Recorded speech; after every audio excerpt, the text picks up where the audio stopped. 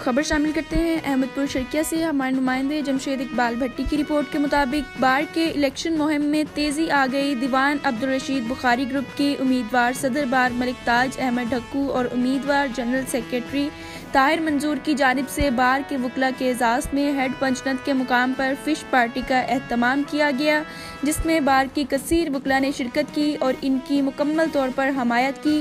Party के इख्तिताम के मौका पर मौसीकी की धुन में वकला झूम उठे और भरपूर लुत्फ उठाया।